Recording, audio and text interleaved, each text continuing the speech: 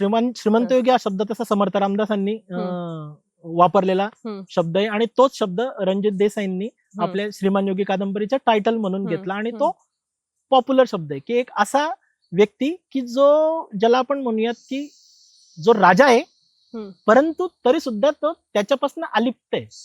म्हणजे ते स्वतः राजे आहेत, मग त्यांनी ते राजाने जसं वागलं पाहिजे, ज्या पद्धतीने भौतिक गोष्टींवरती त्यांनी लक्ष ठेवून त्यांनी केला पाहिजे, तसं न करता त्यांनी राज्य साधनाची केली लगबग. त्यांनी राज्यावरतीच फोकस केला. 2 वेळा सुरत लुटल्यानंतर सुद्धा त्यांच्याकडे जे काही प्रचंड मोठ्या प्रमाणात धन प्राप्ती झाली तरी त्याच्यावरनं आपल्याला छत्रपती शिवाजी महाराजांनी बांधलेला प्रचंड मोठा महाल असं काही पाहायला भेटत नाही. त्यांनी ते सगळे पैसे पुन्हा पुन्हा किल्ल्यांवर खर्च केले. बरोबर.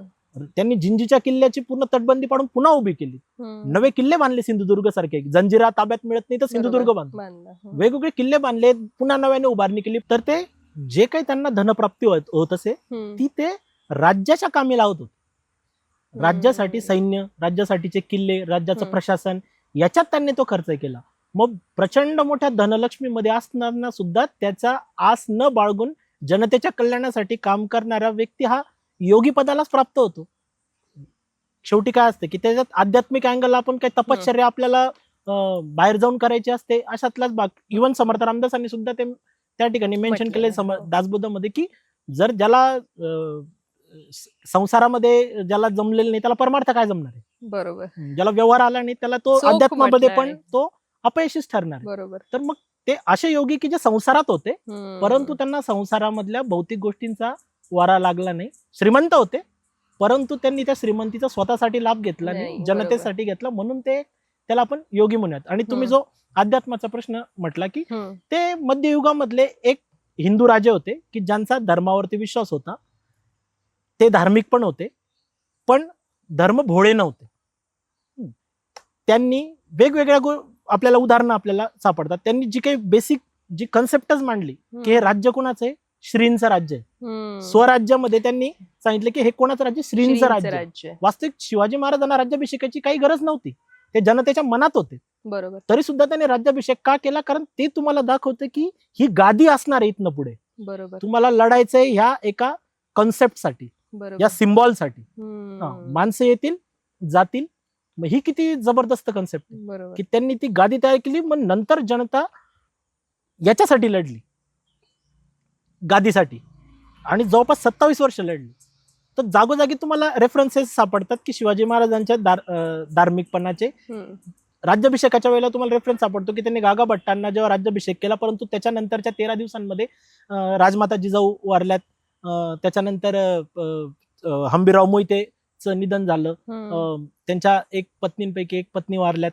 मग म्हणजे एक राणी वारल्यात.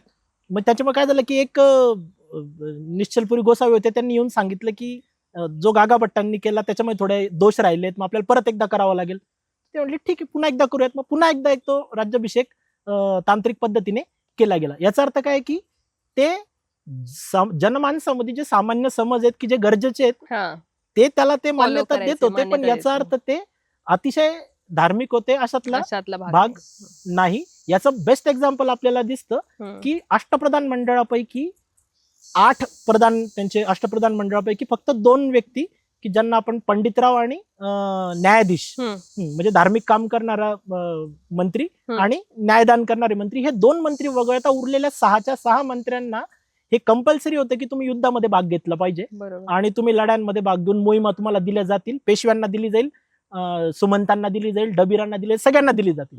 आपल्याला लक्षात येईल की मोरोपंत पिंगळे आणि अण्णाजी दत्तो यांनी खूप मोहिमा केलेल्या आहेत. आता वास्तविक हे दोघं ब्राह्मण आणि त्याच्यामध्ये त्यांनी बरेच पराक्रम गाजवलेत. मग जर त्या काळाच्या हिशोबानुसार तुम्ही विचार केला की 16 ओवळ्याची कारभार, स्नान संध्या संस्कार या सगळ्यांचा जर तुम्ही विचार केला तर ते कसं पॉसिबल होतं. बरोबर. बाहेर जायचं, लढायचं, त्याच्यामध्ये तुमचे कोणतेच प्रोटोकॉल पाळले जाणार. याचा अर्थ त्यांनी ह्या सगळ्या प्रोटोकॉलवरनं लोकांना वर उचललं, ज्याच्यामध्ये तुम्हाला सर्वसामान्य एखाद्या बहुजन समाजामधल्या व्यक्तीला सुद्धा जबाबदाऱ्या मिळाल्यात, ज्यांच्यामध्ये जिवाजी महाला असतील, त्याच्यानंतर शिवा काशीदजी असतील, अशा लोकांना पण जबाबदाऱ्या मिळाल्या. मोरोपंत पिंगळे, अण्णाजी दत्तोंना पण मिळाल्यात. मग त्याच्या अँगलने तुम्हाला इक्वॅलिटी झालेली दिसते. मग ते जे मराठा हा जो शब्द आहे तो शब्द त्यांनी अशा पद्धतीने पॉप्युलर केला की जाती व्यवस्थेला एका वेगळ्या अँगलने त्यांनी डायल्यूट केलं, बरोबर. की जी रिजिड होती.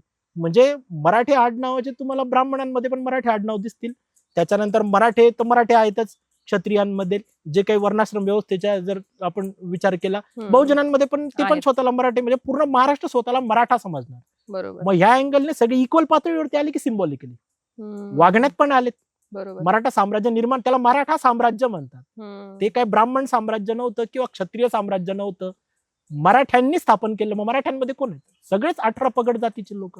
बरोबर. मग हे करणं म्हणजे ते धार्मिकतेला धरून चालत होते का, हे त्याचं दुसरं उत्तर झालं. बरोबर. जर धार्मिकतेला, त्या काळाच्या धार्मिकतेला ते धरून चालत असते, तर मग जाती व्यवस्थांपासून बाकीच्या गोष्टी त्यांना त्या अतिशय रिजिडली पाळल्या असत्या, कारण आधीच्या मग स्कोप नव्हता. मग तुम्हाला लक्षात येईल की नंतरच्या काळात काही मराठा सरदारांनी, की जे नंतर राजे कन्वर्ट झाले, जेव्हा पेशव्यांच्या काळामध्ये भरपूर लोक स्वतंत्र झाले, त्यांनी एक वेळ शिवाजी महाराजांचं नाव घेणं बंद केलं सर, पण पेशव्यांनी घेणं ते सोडलं नाही. ऑलवेज छत्रपती त्यांनी कायम ठेवला. त्याच्यामागची पॉलिटिकल कंपल्शन वगळता दुसरी एक गोष्ट ही पण आहे की जर शिवाजी महाराजांनी त्यांना मोहिमांची संधी दिली नसती, त्याच्या अगोदर ब्राह्मण वर्णाची मंडळी जी होती ती सगळी कारभार करण्यामध्येच होती. त्या शिवाजी महाराजांनी जे विजन टाकलं, पुढे मांडलं, की त्याच्यातनं पुढे बाजीराव पेशव्यांना मोहिमा करून पूर्ण भारत गाजवण्याची संधी मिळाली. हे आधी पॉलिसी डिसाईड झाली, त्याच्यामुळे एक्झिक्युशनला स्कोप मिळाला पुढच्या जनतेला. बरोबर. मग त्याच्यातनं एक दुसरा वाद पण जो उभा राहिला होता की शिवाजी महाराज, तो तुम्ही तो आता मला तुम्ही पेशव्यांचा उल्लेख केला म्हणून मला इथे विचारते की जैन मुनी यांनी म्हटलंय की पेशवे खरे लढले आणि शिवाजी महाराजांना क्रेडिट मिळालं. हे काय आहे? ते पण एक बागेश्वर जे धामचे जे धीरेंद्र शास्त्री होते, त्यांच्या वादाच्या नंतर हा वाद पेटलेला असतानाच एका जैन मुनींनी हे विधान केलं की शिवाजी पेशवे खरे लढलेत, बाजीराव पेशवे पराक्रमी होते. बऱ्याचदा ही मांडणी अशी करताना तुम्हाला ते पुन्हा एकदा की ज्याला आपला माणूस कोणाला म्हणून घ्यायचं, तो आपल्या माणसाला एकदम चांगलं म्हणणार, मग दुसऱ्याला काहीतरी कमी करण्याचा प्रयत्न करणार. त्यातला हा प्रकार होता की जरी तुम्ही हिस्टॉरिकली पण जरी पाहायला घेतलं, समजा कंपॅरिझन दोन वेगवेगळ्या काळांमधल्या दोन ऐतिहासिक व्यक्तिमत्वांची होऊ शकत नाही, पण जरी तुम्ही त्यांच्या पराक्रमाची थोडी तुलना करण्याचं जर ठरवलंच की कोणाच्या पुढे काय समस्या होत्या आणि काय नव्हत्या, तर छत्रपती शिवाजी महाराजांच्या काळातले जे पण तुम्हाला सरदार दिसतील त्यांच्यावर आक्रमण करणे सगळे कसलेले सरदार होते. म्हणजे रावण प्रचंड ताकदीचा असले तरच प्रभू श्रीरामचंद्रांना महत्व प्राप्त होऊ शकतं. तर ते विलन पॉवरफुल असावाच लागतो, आणि ते होतेच. म्हणजे अफजल खान हा प्रचंड ताकदवान व्यक्तिमत्व होता, सिद्दी जोहर प्रचंड ताकदवान होता, शाहिस्ते खान प्रचंड ताकदवान होता. त्याने तिकडे जाऊन खूप पराक्रम गाजवला आसाम मध्ये, पण त्याला इकडे नाही काही करता आलं. सिद्दी जोहर कसलेला होता स्वतः. बरंच शिवाजी महाराजांचं क्रेडिट याच्यात पण होतं की ते त्यांच्या मृत्यूनंतर त्यांचं स्वप्न पूर्ण करण्याकरता, तुम्ही हे लक्षात घ्या, औरंगजेबाच्या विरोधामध्ये स्वतः औरंगजेब जो भारतातल्या त्यावेळेचा सगळ्यात कसलेला सेनापती, कपटनीतीमधला तज्ञ, फूट पाडण्यामधला तो तज्ञ, त्याच्यानंतर मुत्सद्देगिरी मधला तज्ञ, सगळे गुण त्याच्यामध्ये होते.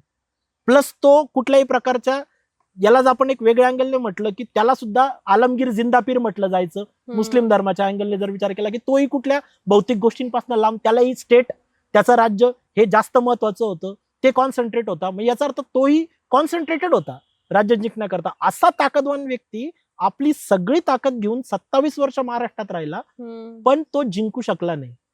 हे कोणाचे लोक होते? शिवाजी महाराजांचे लोक होते. ते मुघलांना पूर्णपणे वीक केलं त्यांनी. म्हणजे त्यावेळेला औरंगजेबाच्या राज्यामध्ये 22 सुबे होते.